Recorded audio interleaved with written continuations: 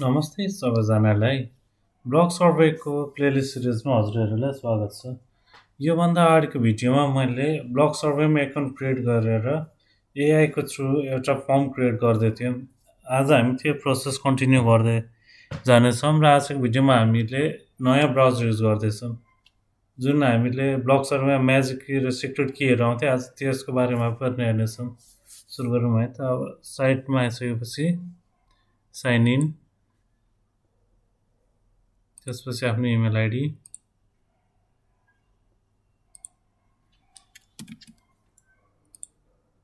Continue.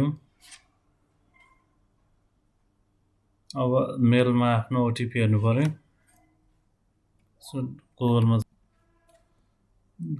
मेरो OTP आइसक्यो। Click to verify. हामीले यसलाई नै कपी पेस्ट पनि गर्न सक्छौँ वा क्लिक गरेर अगाडि बढ्यौँ। अब किनकि हामीले यो नयाँ ब्राउजर, अर्को कम्प्युटर अरू सिस्टमहरू युज गर्दैछौँ, त्यसले गर्दाखेरि हामीलाई हाम्रो सिक्रेट की हाल्नु भनेको छ। सिक्रेट की र म्याजिक की भनेर हामीसँग दुईवटा हुनेछ, म्याजिक रिकभरी कोड र एउटा सिक्रेट की। यो डेमोको लागि मात्रै हो र यो की एक्चुअली एक्जिस्ट गर्दैन। हजुरहरूले आफ्नो जुन पहिले ब्लगको एकाउन्टमा रेजिस्टर गर्दाखेरि यो हजुरले स्क्रिनसट लिएको पनि हुन सक्नुहुन्छ वा डाउनलोड गरेको। यो दुइटै गर्नुभएको छैन भने हजुरले मेलमा पनि मगाएको हुन सक्नुहुनेछ। त्यसबाट यो पार्ट दिनु होला आफ्नो सिक्रेट कीहरू। सिक्रेट की हालिसकेपछि हाम्रो यो प्रोसेस अगाडि कन्टिन्यू हुनेछ। र म फेरि आफ्नो ड्यासबोर्डमा आइसकेँ। अब हामीले योभन्दा अगाडि जसरी यो ब्लड ब्याङ्क एआईकोमा काम गर्छ त्यही फर्ममा जाउँ।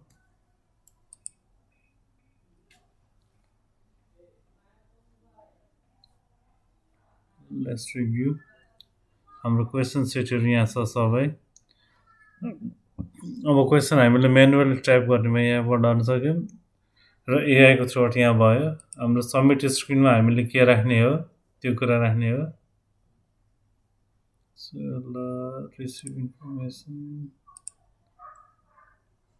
यो सबै भयो। हाम्रो यहाँ प्रिभ्यू देखिँदैछौँ। Submit screen, thank you for your time भनेर ब्लग सर्भेको अनुभव। क्वेसनहरू यहाँ छ हाम्रो। यसमा हो कि सबै अप्सन्सहरू एआईले नै जेनेरेट गरे। अब यो फर्मलाई प्रिभ्यू गऱ्यौँ त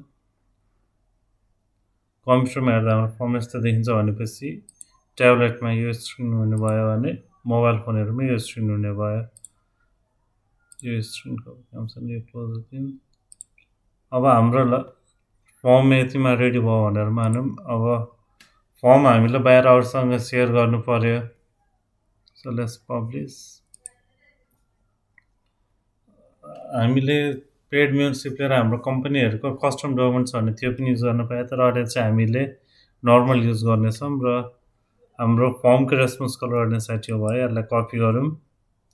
अब हामीले मेलहरूको थ्रुबाट पठाउने हो कि के हो त्यो अनुसार गर्ने। अब इमेजहरू क्यारेक्टरहरू के राख्नुपर्ने छ भने त्यो अनुसार भयो। र कति फिचर्सहरू हजुरको प्रिमियम प्लानमा मात्रै इन्क्लुड हुन्छ, जुन हाम्रो अहिलेको जुन यो फ्री भर्जन युज गर्दैछौँ यसमा छैन।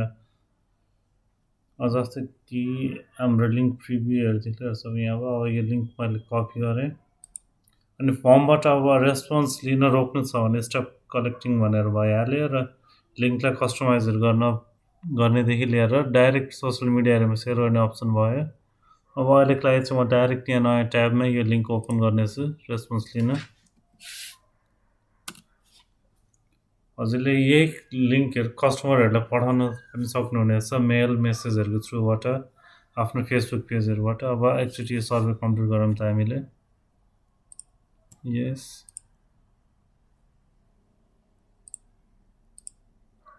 अब हजुरलाई यो फर्मको सजिलो फिचर क्वेसन तल माथि गर्न यहाँ बटनहरू भयो भने, र त्यस्तै गरी यो अप्सनबाट डाइरेक्टली कुनै पनि क्वेसनमा जम्प गर्न सक्नुहुनेछ।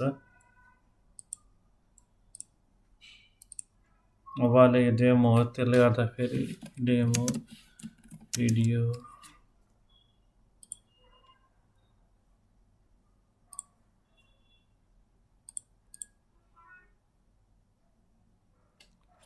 अब यसमा हजुरहरूले चाहिँ जहिले पनि सर्वेहरूमा सकेसम्म जेन्युन एन्सर दिनु होला। अब यो डेमो भिडियो त्यसले गर्दाखेरि मैले यसमा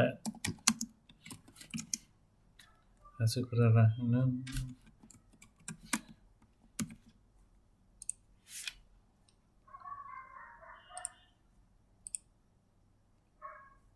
अब हाम्रो चाहिँ यो भयो नि ऱ्याङ्किङ अर्डरहरू, अब त्यस टाइपको क्वेसन आयो। अब फ्यामिली मेम्बर्सहरूलाई हामीले ब्लड डोनेट गर्नु भनेर कतिको लाइकली छौँ, हाइएस्टमा मोस्ट भयो भने लिस्ट नम्बर 1 मा छ। नेक्स्ट किनकि सबै क्वेसन कम्पलसरीहरू छ र गुगल फर्म्सहरू जस्तै यहाँ पनि स्ट्रिक्टली कम्पलसरी क्वेसन जनाउनु छ। हामीले सबै क्वेसन कम्पलसरी बनाएको भएर कुनै पनि स्किप गर्न पाइएन।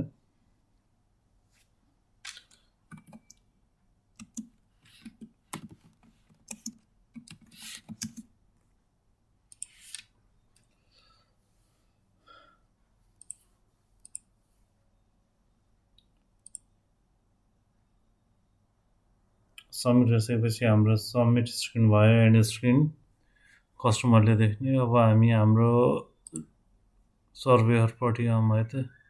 हाम्रो अब यहाँ रेस्पोन्सेस